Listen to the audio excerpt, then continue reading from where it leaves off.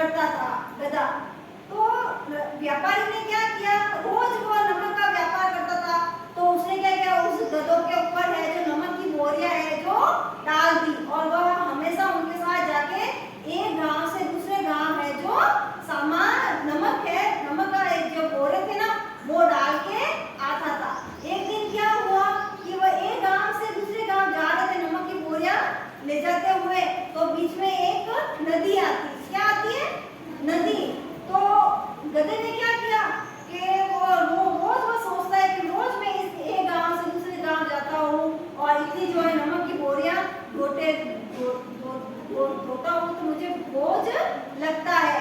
तो उसने क्या किया कि एक दिन वह जाते जाते उस नदी के अंदर गिर गया। क्या हुआ, कौन गिरा, गधा।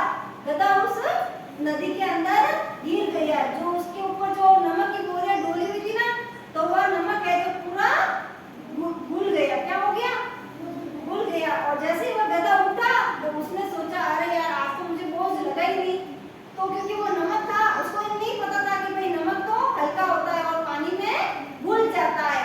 तो जैसे उठा उसको नमक है, नमक तो पूरा पानी में घुल गया, और उठते ही वो तो उसने सोचा कि आज मेरा वजन इतना कम कैसे हो गया। ठीक है, तो वो फिर वो दूसरे गांव गया, तो उसने व्यापारी ने कहा कि आज मेरे को इतना नुकसान कैसे हो रहा है।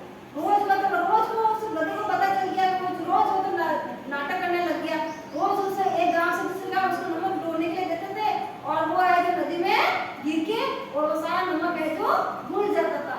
तो उस व्यापारी को क्या हुआ, घाटा होने लग गया।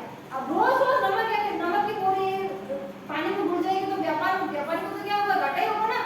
इसलिए उसको हमेशा बहुत ज्यादा घाटा होने लग गया। तो फिर व्यापारी ने कहा कि मुझे ये नमक का है जो काम है जो बंद करना पड़ेगा। तो फिर उसने व्यापारी ने सोचा कि मैं दूसरा कोई काम करना शुरू करता हूँ। तो उसने क्या किया, रुई का काम शुरू किया। क्या किया, नमक का है जो काम तो बंद कर दिया, फिर उसने क्या किया, रुई का काम शुरू किया।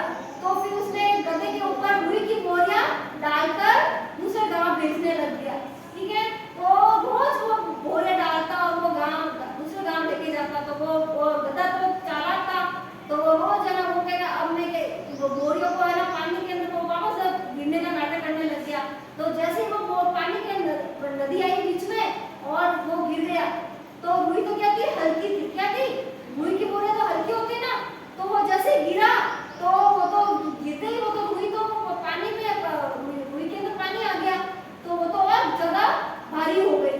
तो जैसे ही गधा उठने लगा तो उसको बहुत ज्यादा भार लगने लग गया। तो उसने सोचा कि यार ये रुई तो पहले तो मुझे बहुत लग नहीं रहा था ना, अभी इतनी भारी कैसे हो गई, क्योंकि जैसे वो तो रुई तो पहले तो नमक था, नमक तो पानी में घुलती है ना, वो पानी बन गया नमक।